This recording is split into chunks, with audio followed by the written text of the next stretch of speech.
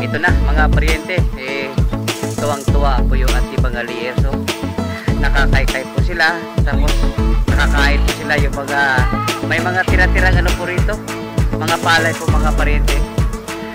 Ayan, at napapakinabangan po natin yung pong ano nila, yung mga itlog, at ibalik naman po natin yung pong comfort po nila.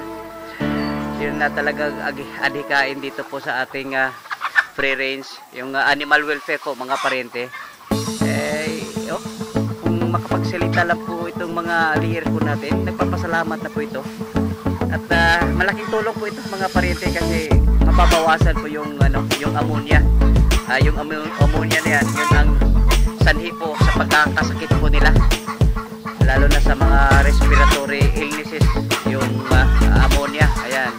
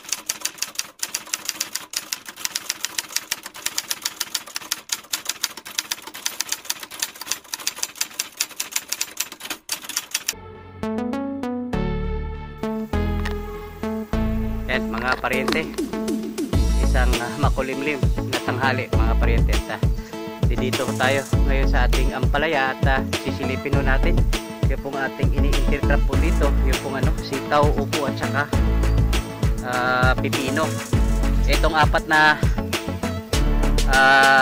plat po rito mga paryente, ito po yung sitaw, tapos itong dalawa, ito po yung pipino, tapos yung mag-isa doon sa dulo, yung po ano, upo. Ayan, makikita ho natin mga paryente, matangkad na po sila. Pinula po ito nung nakarang linggo lang mga paryente. At ito po kasi ating ano, ampalaya po rito, patapos na po ito. Ngayong araw po nakapag 18 pitasan po tayo, at nakikita ko ron medyo kumukonti na talaga yung pong ating ani, at saka pumapagit na po siya mga paryente, yung mga bunga. Pero tingin ko po mayroon pa pong mapipitas po rito, pero siguro mga ilang kilo na po ito. At ito na nga mga paryente, matangkad na po yung ating ano, sitaw. Ito po yung mga sitaw, itong apat na plat. Tapos sisilipin din po natin ito pong sa yung pipino. Ayan, ito naman po yung pipino mga paryente. Ayan, buti na lata, maraming sumisibol mga paryente. Ayan, yan po yung pipino po rito. Tapos doon pipino rin po doon mga paryente. Tapos yung pinakadulo yung po ano, upo. Ayan. At kaya nga po sila medyo tumatangkad at payatot mga paryente, kasi hindi po sila naaarawan. Yan po yung naghahanap po sila ng sikat po ng araw. At tamang tama, habang ano, patapos na po itong ating ampalaya, susunod na po itong ating ini-intertrap po dito. Ayan. Yan mga paryente, sisilipin po natin yung upo, kasi yung pipino po ano, sumisibol na po yung ating pipino. Yung pong upo, ito mag-isang plat dito po sa dulo. Isang plat na po itong pipino, upo mga paryente, kasi hindi nga gaano atong ano, nabibili po itong upo. Yan. Sumisibol na rin po mga paryente. At ang kagandaan po mga paryente, parang ano wala pong, halos lahat po sumisibol. Ayan, dahil nga siguro ano, laging namamasa yung lupa, kasi sa ngayon nga lang mga paryente may dumadaloy po rito na tubig lagon. At yun po ating ampalaya mga paryente. Ulitin ko, isang beses lang po tayong nagbigay po nito ng ano, synthetic na fertilizer, kasi wala naman pong dahilan na magbigay po tayo ng pusitite kasi napakataba po ng ating ampalaya nung araw at pumapagit na lang po sila ngayon kasi nga patapos na. At makikita po natin sa laki po ng puno ng ating ampalaya mga paryente, oh. Ang lalaki po ng puno po nila. Ayan, ngayon po patuloy pa rin yung patubig po rito. Bagamat ito po ito linyada po natin tinatalian dito po sa dulo. Kasi pag ito yung tinatalian, yung pong tubig lagoon po natin doon po sa ating tangke. Tubig lagoon tangke dito po sa gulayan, andun po. Pero kahit tinalian po siya, lumalabas pa rin po yung sa lakas po ng pressure po ito mga paryente. Ayan, kaya patuloy pa rin po niya pinapatubigan yung po ating mga plat po rito. At yan naman po hindi 24 hours mga paryente, siguro may 1-2 oras na po yan. At kahit paano po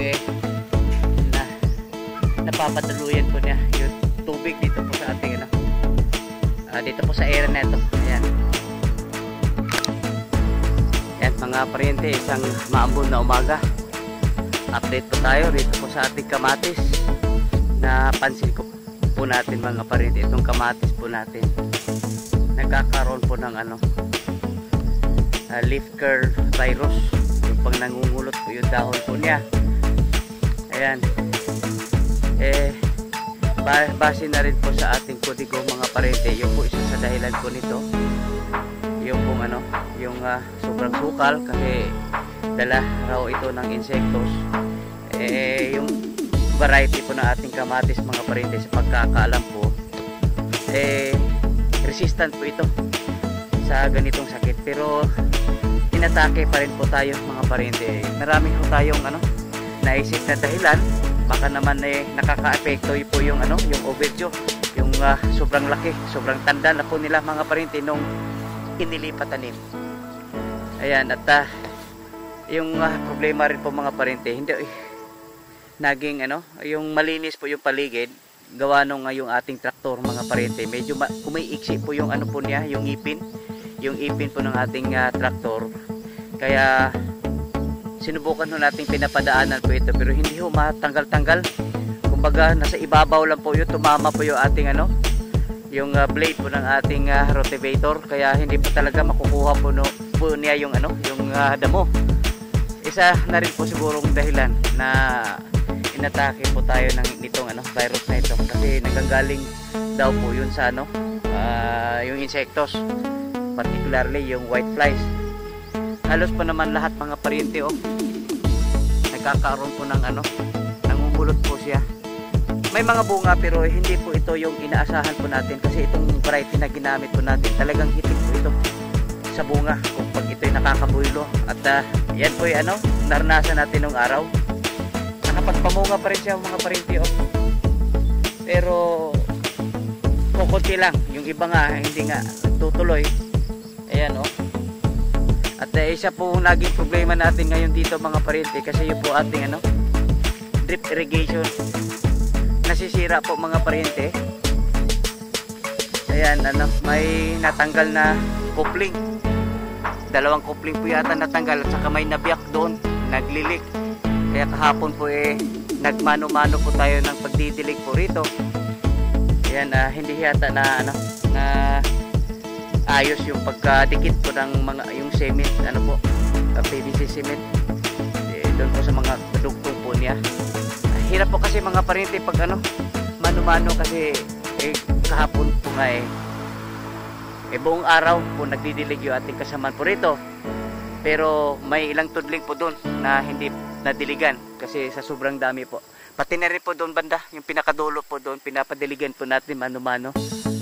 Yun po ang disadvantage pag hindi po gumana yung ating drip irrigation. Pag mano-mano talaga hirap. Tsaka hindi katulad ng drip irrigation na tuloy-tuloy po yung patubig po niya. Ayan. Ayan mga paryente, update na rin po tayo dito po sa ating okra at saka ito ating mga sili po rito. Yung ating okra mga paryente, wala ho tayong naging problema po rito, at saka hindi po kasi ito alagain itong okra. Ayan, ang gaganda nga ng tubo. Mahabol nga mga paryente, oh. Kasi ito po yung nahuli ng isang linggo po yata. Yan po yung sa bandang kanan po natin, yan pong nauna. Pero humahabol po. Mas maganda nga para ano, uniforme po yung tubo po nila. Ayan.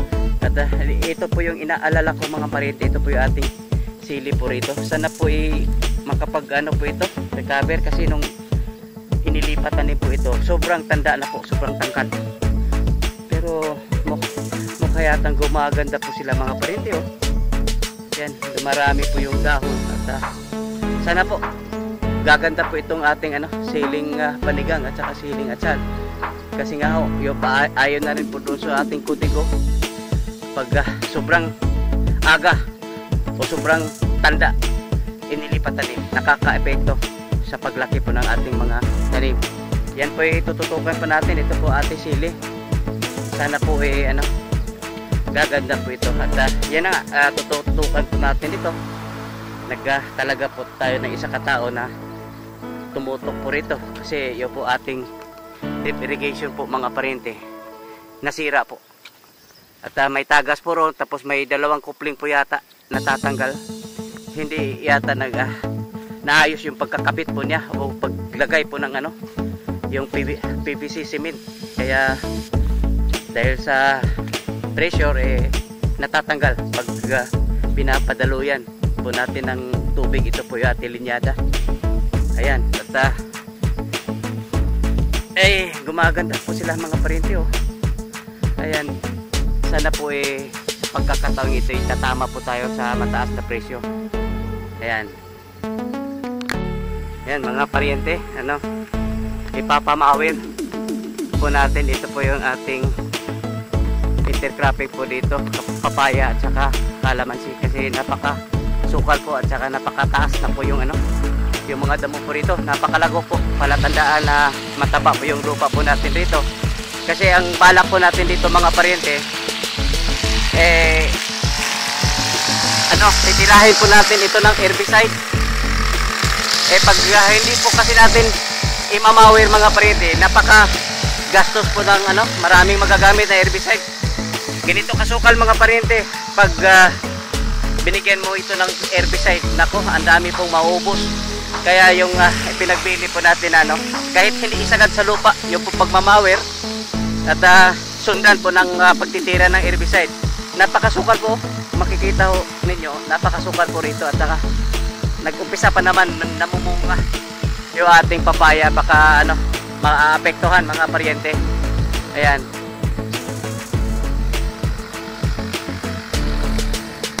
Yan mga paryente, silipin natin. Ito po ating area kung saan tayo magkaroon po ng second cropping po na ating ampalaya. Kasi yung ating first cropping ampalaya mga paryente, ipatapos na po yun. At dapat sa ngayon po ito po yung naaararo na. Yung po si Kasabang Denver po kasi mga paryente, nandoon sa ano, inaarkilihan po yung ating traktor mga paryente. Ngayon po pangatlong araw na po.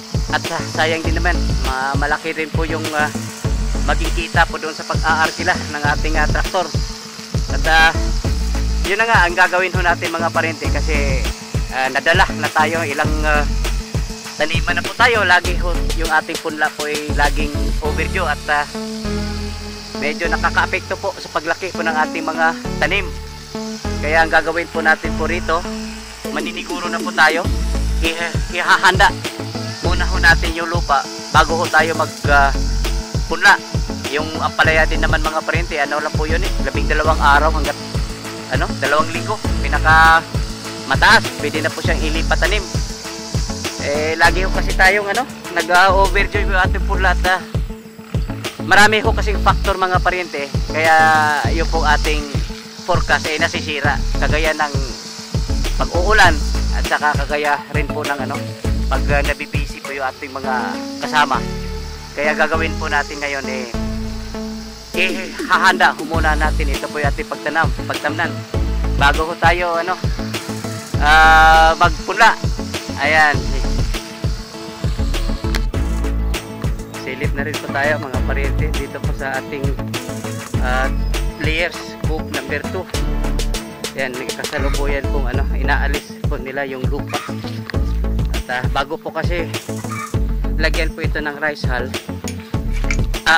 aalisin ko muna yung kung ano lupa po rito na kasama yung ilang mga ipot po nila. Ayan, ito na sila dito. Ayan. Bago po kasi ito malagyan po ng rice hull, kailangan aalisin po itong ano lupa. Ang dami na ano Diyos, dikana na kita ni Diyos. Baga kayo. Oh, ay asa man ipabutang ni Dinber. Ara ra sir kay pagi ara sa daron niya sir. Ay pwede rin gani kuan puhol ato ni kuan palihan ato dito sa kuan. Wala sa ilat kuan diha igigip pangyabonan niyo. Anap dito. Puno tra bigas. Di kuan kay ang atong bioslory dito dili pa to ready mura kuan pa. Basa-basa pa. Aylan ni kuan ina Dinber nga kuan aylan ni pa kuan diha. Natay pahulot og Ayo ikuan Atulan ni sa paliya po ni kuan. ana na po tay palyan sir ana. Katong nay gilid sa greenhouse. Di lagi maapas dapat gidaron na to. Wag di yun maapas. Ano yung meter? Wal adi sad di mo kumuluyong og kanang wala pa Asos sige na to na atong kamatis batik kay tubo kay tinan ako Sige, salamat ka na, Josh. Dan, Nel. Kubati sa. Yan mga parete, nandito tayo ngayon sa ano.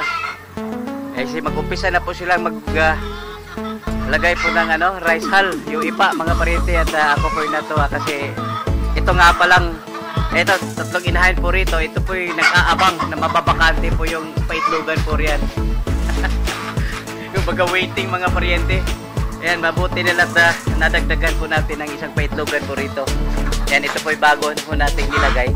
Kasi kapos talaga sa paitlogan. Po yung ating mga layer po dito. Kaya ako po yung natuwa nung nabanggit ni kasama Joshua. Ito po raw, minsan nga raw nung wala pa po itong ating bagong paitlogan, ang dami po raw mga layers po dito. Nakabang. Waiting po kumbaga mga pariente. Ayan. Ito na po. Mag-umpisa na pong Kaya nandito ho tayo kasi titignan ho natin. Ito po yung kumbaga ito po yung manokang free range na walang amoy. Ayan. Pinakasako ka ni Nel? 30-30? Kuwangon yun yung 30-30. Okay. Ayan. At nailis na po yung mga parente yung lupa na may kasamang ipot. Marami nga sila kahapon na nilagay nila sa sako. Ayan. Pasensya na mga layers na bubulabog po sila ngayon mga pariente. Pero siyempre wala ko tayo magagawa. Kasi kailangan talaga lagyan po ng ipa po ito para laging yung amoy mga pariente yung po ammonia. At maiiwasan rin yung pagkakasakit po nila kasi wala nga masyadong ammonia pag napalitan po ito ng pag nalagyan na po ito ng ipa. Ayan. Ito na po, nag-umpisa na po silang maglagay po rito. Ayan. Yan po yung ipa, rice hull mga pariente. At malaking tulong po yan para mababawasan yung ammonia ng ating mga yung dumi po natin, yung mga ipot. Ayan. At saka kinakaykay po nila yan mga pariente. Para itong ipa po ay naging komportable po sila pag yung po kanilang mga bahay ay may ipa. Ayan. At ito nga pala yung maliit na kulungan po rito mga pariente. Kung mapapansin po ninyo, ito po ay para po ito pag kusa sakaling mag-inventaryo po mga pariente, pinapasok po nila yung lahat na layers po rito, tapos pagbilang po nila isa-isa nilang pinapalabas at sa ganong pamamaraan mga pariente matitiyak po nila kung ilan po yung population po rito sa ating layers po. Ayan. At eto. Medyo pasensya, nangumuna kayo ay nabubulabog po sila mga pariente. Ayan.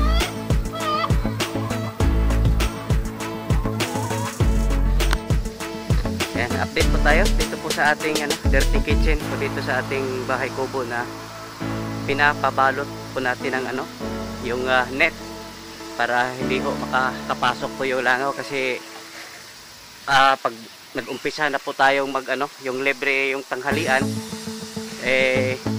baka ano, lalangawin po tayo dyan sa loob. Kaya ito na po mga paryente. Yan, mayroon pong scrap tayo na nagagaling doon po sa ating ano, bodega doon sa ano, Mingla. Ito po yung gagamitin ho natin pansamantala na pang ano po natin, pintuan. Para ano, kasi mahirap kasi tansyahin po yung ano, yung kawayan kasi hindi po siya straight. Tsaka hindi naman ito nagagamit madali lang naman kung sakasakaling gagamitin na po ito. Madali na lang po ito ano, aalisin. At hindi naman po ito ano, kakalawangin kasi ito po yari po ng aluminum. Ayan. At ito na po sila mga paryente oh. At yan, babalutin po ng ano po ito, screen. Ay basig maawa hiri. Kanina ba di na masuod ba? Di ka na pwedeng isudahan? Ganit. Oh, basig mahumanan niyo niya. Maglisod tag. Oh. Basig may tapo niya. Aga na siya masuod pero ang pagkuha kita taas ka to, basig ang pagliko ba? Ay no, pwede namang masakas taas. Di kay basig alanganin pag naputos na siya, alanganin ba? Maguba na sad. Ayan, malapit na po ito mga paryente kasi yun po ano po niya, yung paglagyan po ng screen. Dito na po. Ayan.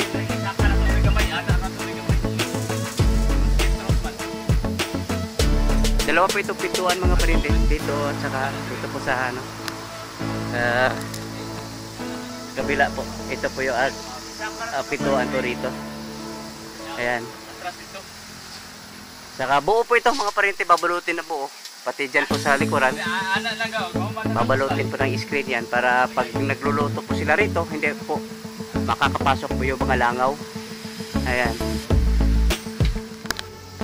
Yan, update na rin po tayo dito po sa ating vermiculture. At sa ngayon po mga paryente, nagpapalikom na po tayo. Actually, nung nakarang linggo pa ng mga gawin po nating substrate. Iyo po baga tira-tira ano po doon, yung mga patapon na po na mga reject nating mga ano, mga gulay o ano pa man diyan para yung mga malalagta na ano iipon ko doon sa ating ano, diyan sa ating harvest station para makapag-umpisa na po tayo dito po sa ating vermiculture. At ito na nga mga paryente oh. Naglagay na po sila po dito ng ano, San Francisco po raw ito. At kinapos po sila.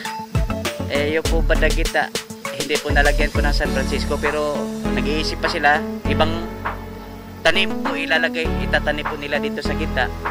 At din po sa bawat gilid mga paryente napaikutan na rin po ito ng ano, tawag po nito nila kila yata yung tawag nila, yung kulay ano po yan, yung ano po parang violet yan, yung naka-arco din mga paryente na paikot po dito sa ating ano, worm beds.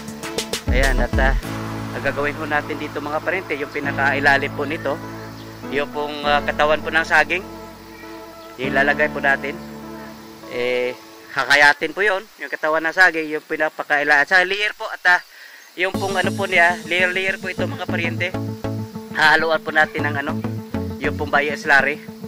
Tapos yun na rin substrate po natin doon at tatakpan at i-maintain po yung ano, temperatura po niya, yung moisture niya i-maintain. Tapos pag dating po ng ano, tatlong linggo at isang buwan ba, pwede na po tayo maglagay po dito ng mga African night crawlers.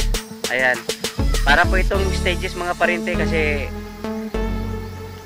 sa umpisa ito lang po munang worm bed na ito gagamitin po natin kasi pag pinagsasabay po natin mga paryente, nangangailangan ho tayo ng maraming bulate at wala naman ho tayong plano na mag mass produce po ng ano, vermicast. Kaya ano lang, sunod-sunod lang po ito mga paryente kasi pag nag-harvest po riyan, yung po mga bulate po rin ililipat po rito at dapat nakahanda na po yung ating substrate po rito. Kumbaga na-decompose na po mga paryente at ito po paikot. Kaya hindi ho tayo ano, maubusan po ng ano, yung vermicast. Kumbaga, ayan. Yan. Ito nga palang implements na po ito mga paryente po yung ano, implement po na ating ano, traktor. Yung isa po rito, yun pong kasalukuyan kinabit po doon sa ating traktor na inaarkilahan doon po sa TESDA. At ito, may problema po tayo rito po sa ating rotivator kasi yung pong ngipin po niya mga parente, napakaiksi na. Kaya hindi na po siya umaabot doon po sa lupa. Eh mayroon po kasi itong protector, oh, ganito. Ito po yung latag po doon sa lupa. Kaya hindi na po ito, yung ngipin po nito po hindi na po makakarating po doon sa lupa. Kaya tingin ko dapat na po ito mapapalitan mga parente kasi wala na po itong kumbaga hindi na po ito nagagamit sa dapat niyang magagamitan. Ayan. At sana po kasi pag hindi po ito napalitan ng mga ngipin po nito, wala na rin itong silbi. Kasi yun na nga, hindi na po makakarating po doon sa lupa yung mga ngipin po nila. Yung ngipin hindi na po makakarating sa lupa nang dahil po rito sa protective po niya. Hindi na rin po pwedeng aalisin po ito mga parente kasi may langis po rito. May langis, delikado pag mapupudpod, makakarating dito maglilik, mas malaking problema mga parente. Ayan.